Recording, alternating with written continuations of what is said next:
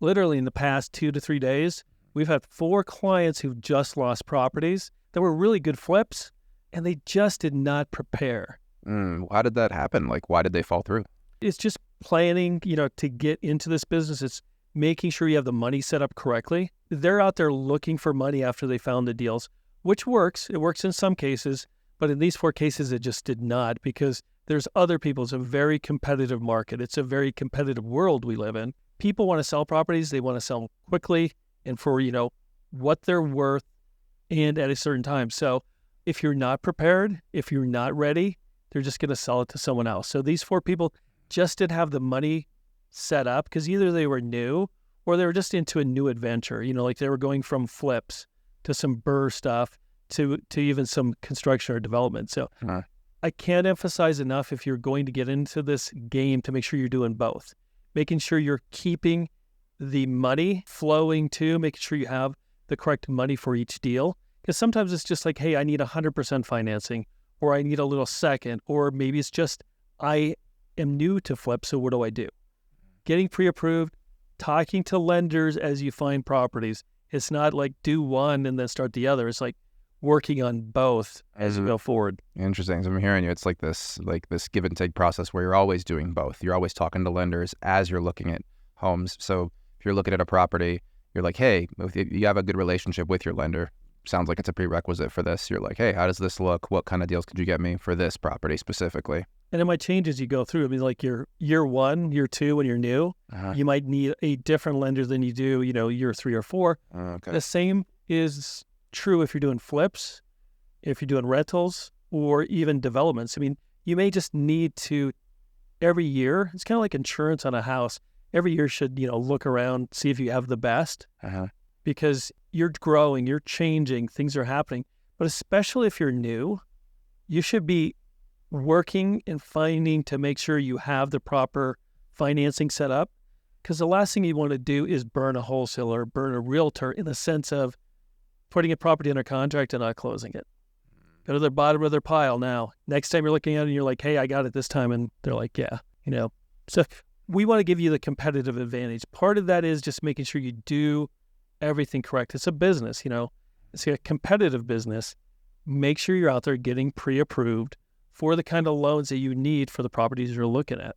And it sounds like a big part of this is, like you said, making sure that you don't burn the bridge with your realtor, don't burn the bridge with a lender. Make sure you have everything prepared ahead of time. What does that look like? What does it look like to get pre-approved, and just to make sure that when you go into a deal, you're not gonna be held back and they're just gonna cancel it? I think number one is knowing what you want to do. Are you buying flips? Are you buying rentals? Are you doing 1 to 4 units or multi-unit? So making sure your lender lines up with what you're trying to do. So it is talking to the lenders, finding out like, hey, I have 10%, I have 15% I could put in, or I don't have that money.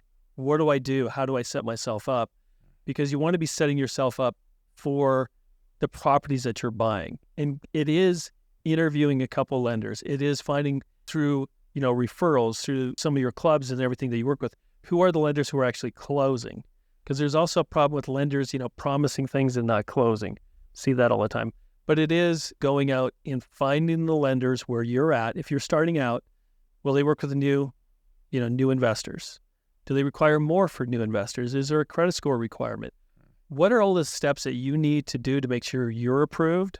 And it could be like when you're starting out, maybe your credit score is 660 and they need 700.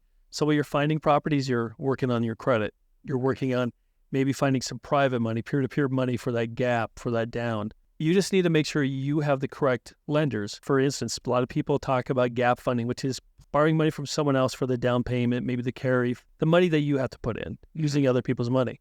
You have to make sure your lender that you're borrowing from for your first mortgage, or the primary lender, allows gap funding. Because you don't want to buy a property, get it under contract, and then find out your lender doesn't accept gap funding. Then what do? It's a business, and in the first time, there's probably a few hiccups, a little rough road, but you have to get through that. You have to do it to make sure you're competitively at least even with people. And the better you get on the money sourcing and everything else, you'll jump ahead of some of the people who are not doing any of that. So some lenders don't approve of gap funding. They won't do it. So you have to make sure your lender, like, actually will let you do that. And can you go into that again? I can't quite remember how gap funding works. Like it's other people's money to do the down payment or another gap you have? Yeah, so you're buying a property and the first lender requires something.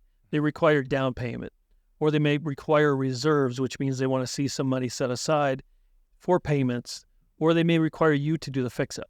So they're asking you to contribute to this property, this fix and flip or this rental in some way with money, but you don't have the money. So what people do with gap funding is they go out and they find someone else, maybe a family member, friend, or just someone in the real estate community who could lend them that 10, 20, 50 grand to finish, buy whatever this property. So the gap is the amount of money that the first lender will not lend you, that they require. So to fill that gap, you go and borrow from someone else. Okay, so let me see if I'm getting it. If I have 10% down on a property and my lender will give me 80%, then I still have 10% left. Yep. And that's something I could go out and find a private, party, other person's money. And it could be anyone, right? It's anybody that wants to make a return. So Yep. friend, family, somebody that is just out in the community that I haven't met but wants to make a return. Yep. Anybody out there who has the money, and there's a lot of people out there who have 10, 20, 50 grand who are looking for a little bit better rate than 4 or 5% that's out there. So there's a huge market for that. You just got to get out, just like homes, and look for it. You got to look for those kind of those people. Where do you look for those people, by the way? Like those that are in that sweet spot, like they've got 30 to 100 grand and they want a better return than what the market can give them in most other investments. It used to be a lot easier because we just go to real estate group. In Denver, there's probably 5 or 6 pretty good sized real estate groups. And there's a lot of people who come to there who are just trying to figure out what to do with money. So there's a good portion of the people just in those rooms who have some money to put in, but maybe they don't want to flip. Maybe they don't want to work with contractors. They just want to get involved in it. So even if they have those kind of events still, that's something to look at. Even looking online on the meetups. There's a lot of people who are intrigued with real estate investing. They're not intrigued enough to actually do the work, find the properties, all that kind of stuff. That's where it starts because, sometimes starting with family and friends, maybe family and friends don't have the money. Maybe they just don't want to be involved in this kind of business. And I've seen it over and over. I just saw I had someone 2 or 3 weeks ago reach out. They had just done their first flip and used their dad's money. And he says it was the worst experience ever. He goes, he'll pay next time to borrow the money because his dad lent him the money. He micromanaged the whole thing, and then he took half the profits. Oh, dang. From his son. Dang, Dad. Yeah. Tell ya. Yes. Yeah, I feel like in my family it would be about like people feeling obligated. Like my mom would be like, "Oh yes," and then it would be if she had it, and then I wouldn't really know for sure. I'm like, "Did you really want to do this?" And then she'd get all uncomfortable. Maybe would micromanage. Yeah. I don't know. Where's it at? Sorry, Mom, if you're watching this. I think that's where it's going out to the community, finding people, other investors. There's a lot of investors who have been in this 5 or 10 years who have 100 grand or 200 grand sitting aside. And if they understand what your project is and stuff, they'll do it. So part of this whole process and the funding is getting pre-approved, but it is finding this gap funding or using a HELOC or using, some of the strategies they use even for credit cards to take the money out to do that if it's a great deal. Yeah. I would never say use a credit card if it's something that you're not going to, or it's a little bit flimsy on the deal. But I've seen people use multiple ways to get the gap to make sure they get the loan. But the biggest thing here is just make sure you're approved and ready to go for the kind of properties you want. So make sure you've had that conversation with your lender. Make sure you have multiple lenders just in case something comes up. And as you change what you're doing, maybe going from flips to rentals or whatever, make sure the lender you have right now is good for, doing the rental side too. Or maybe you have to get a different person, or always making sure you're getting the best deal, which is sometimes the best deal is making sure it gets funded, number one, but number two, get funded plus get the best rate and terms too. So kind of always be shopping around for lenders and be aware of, what they specialize in. And if you need to pivot to somebody who does rentals instead of, lenders change all the time. Banks change all the time. They may be bought out. They may be getting out of the market. There's always an aggressive lender in the market, and there's always ones that are like, I have enough loans, so I'm not going to be aggressive.